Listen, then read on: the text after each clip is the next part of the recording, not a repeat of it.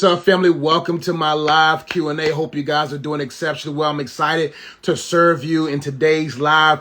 But before I get the live going, I'm going to be actually answering someone's question that was given to me that goes along with a post that I just posted. And so I'm excited to answer this young lady's question. Hopefully it answers a question for you, especially those who are successful but still single.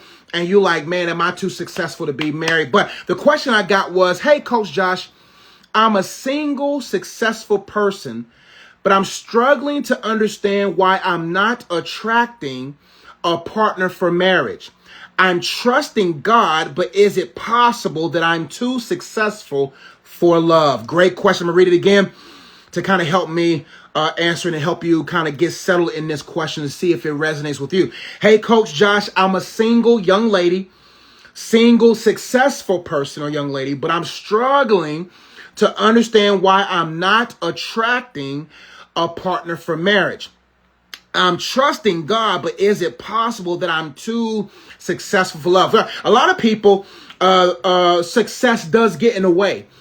Because the world's way of success creates unrealistic standards, high-level demands that causes people to be ill-equipped to be married, to be ill-equipped to be in love. And there's a lot of successful singles who are very successful in their business, very successful in their own regard, and is guarding them, preventing them from love. But I'm going to go through 6 reasons why you're still single despite your success. How the gauntlet that you went through college, and the gauntlet you went through entrepreneurial aspirations and success may have created some aspects of you that's creating barriers around you from actually being attractive enough. Okay, so of course I spelled single, and at any given moment in this video, especially on Instagram, you're like, hey Coach, I need some assistance in this area. I'm hearing these points. That at any moment, I didn't attach it to my live, so don't worry about it. Or maybe you can message me the word connection or comment connection up under this post once it's posted, and then I'll send you actually a relationship ready checklist and guide that will actually help you go through these points. Let's get right into it. The first reason why your success could be keeping you from being married is your life is self-sufficient. Sometimes as successful people, your life looks like you're good. Your life looks like it's self-sufficient. I put your life advertised as no room or no place for love. You're self-sufficient. You're self-consumed or is so immersed in self that people, when they look at you, you are cute, you are handsome, you are attractive, but it looks like you need no help. It looks like you're good on your own. There's no vulnerability. There's no openness, if you will, because it seems like you're good on your own, and it gives off that. The second thing is that you're intimidating. Your success is intimidating. I wrote, you're leading with your success. Like when you walk into a room, your success walks in there with you. And what I mean by that is that you allow it to lead. You allow it to feed the room versus you authentically feed the room. So your professional self is always on. You don't know how to turn that off.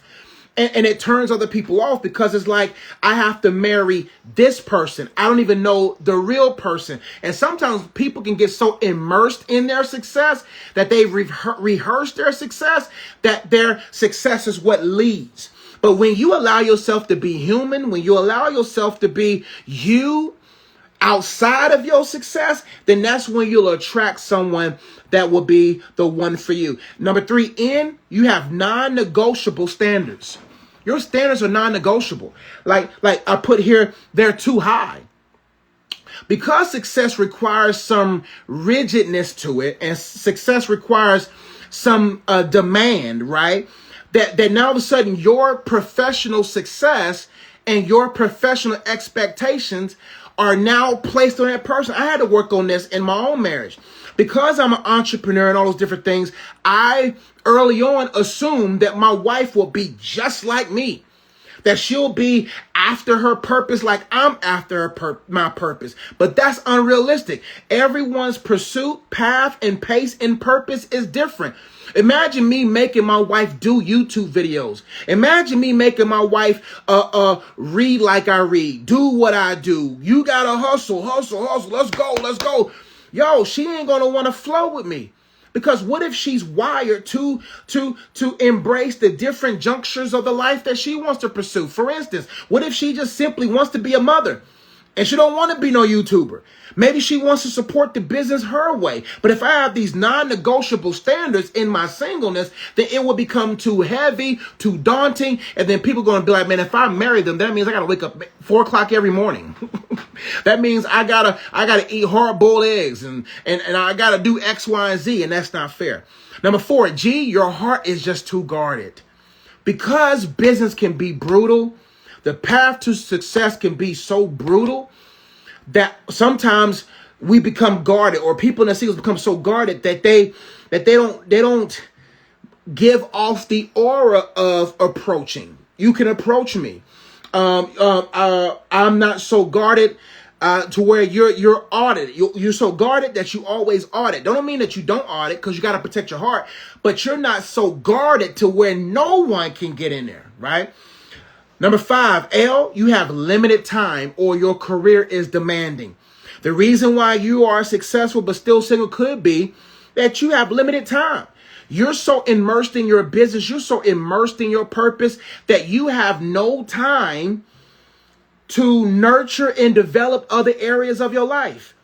Your career is too demanding. Your business is too demanding. And some people, the one is going to look at you and be like, you ain't going to have no time for me. See, the thing about this, all these different things is what's going to push away the one that God is trying to make away. Why? Because people who know their worth, who are being pursued or is pursuing, is going to look at these different markers and say, okay, that person's too self-sufficient. That person's success is too intimidating. That person has non-negotiable standards. That person's too guarded. And that person's going to look at your time and how you dedicate your time and say, if you don't have time for God, and if you don't have time for yourself, and if you don't have time for your loved ones, then you ain't going to have no time for me.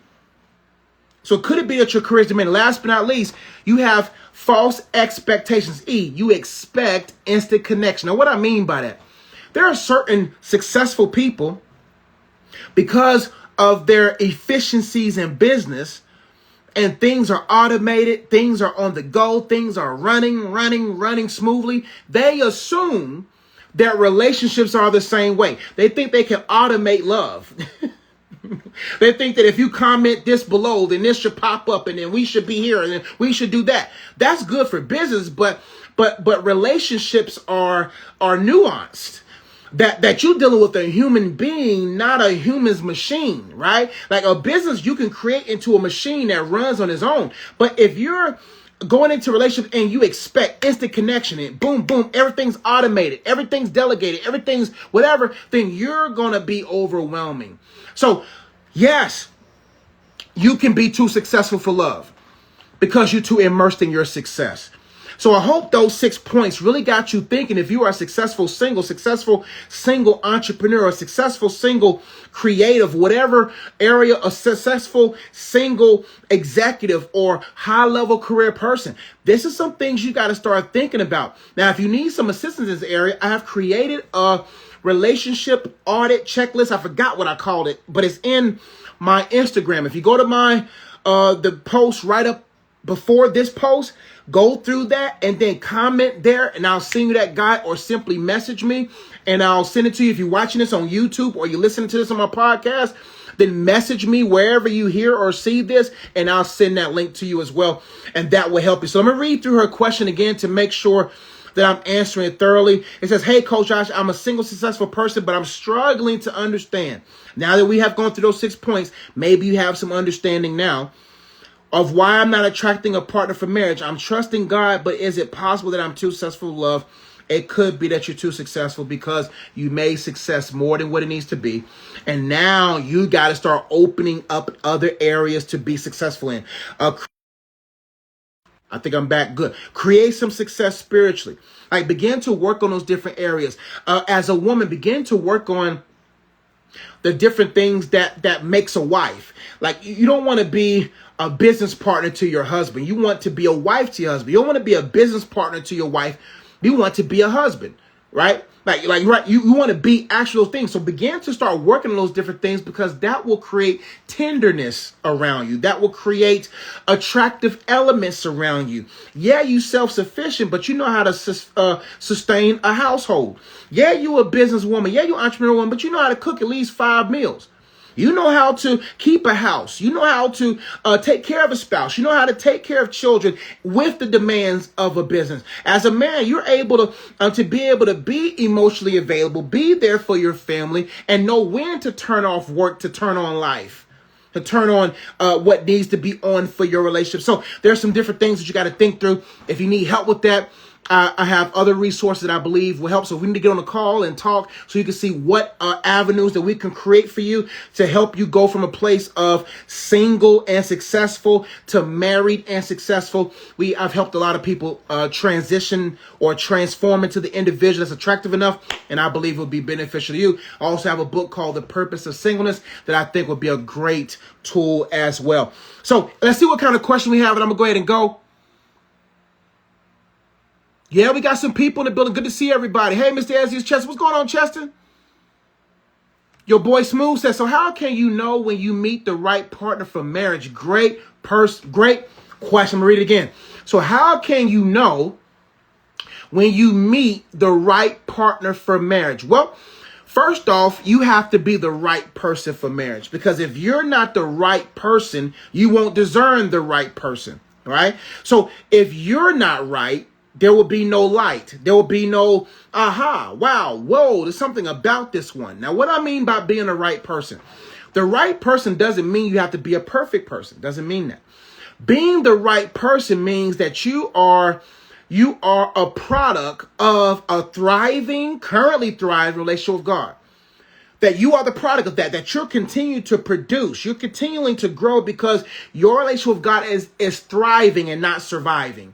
Right? So that will help you to sustain the rightness required to be able to be attracted. The goal is not to go after the one, but to attract the one. And the only way that you can attract the one or become a magnet to pull the right one in, you have to magnify God. When you magnify God, you become a magnet of God, and then you become magnetic to draw all the things that was meant to be within your magnetic pull. So when you're in the presence of God, immersed, and you're growing and you're developing, then He will create in you the right spirit. He'll turn your heart of stone into a heart of flesh, meaning that you'll begin to forgive those exes. You'll begin to have the right perspective. Then you have the right honor and dignity when it comes to the delicacies of pursuing a woman, if you will, right? So when you're cultivating that relationship with God, then you will begin to have the right mind. Your mind will be renewed, and you'll begin to have the right spirit inside of you. And then you will become regimented. You will have routines in your own life that keeps that going, right? Because if you don't become the right person, you're not going to be able to recognize the right person. Because if you're not the right person, you're not going to have the right biblically centered requirements for her to even deserve your pursuit. Not every woman deserves your pursuit. Like, when you know the value of your pursuit, then you will have the right standards, the right mentality, the right different things to be able to weed out the wrong ones, right? And not only must you be the right person, but you must be in the right purpose. Because when you're in your purpose, you set yourself up to have a higher probability of meeting the right person. So if you're out of God and you're out of your purpose, then you're going to be far away from your person. So you got to make sure that you're right with God through Jesus' imputed righteousness, and that imputed righteousness is opening for the Holy Spirit to make you more like Christ. Then you are aware of your right purpose, And now you're functioning in that. That's what God guided me through to meet my person, right? My relationship with God was thriving. I was right in him. What I mean by right in him, I recognized his imputed right. So condemnation, shame, and guilt didn't have much on me, right? And then I was in my right purpose. I was doing unplug. I was doing what he wanted me to do, right? And that put me in the right proximity for my wife's friend to bring her to my Bible study. And because I was in God and in my purpose, I created a magnetic pull, spiritually, if you will, to draw her into my world. If I never did that Bible study, if I was never into my purpose, if I was never pursuing my purpose from the presence of God, then I would have not created anything that would have made her friend think, oh, I'm going to invite my friend to, and that wouldn't have pulled her in. So if you're rightly positioned in God and you're rightly positioned in your purpose, then you set yourself up to meet your meet the person that God has for you. And you have to respect and honor marriage, because if you don't honor marriage and respect what comes with it, or don't ask people what comes with marriage, then you're not going to respect the preparation needed for marriage.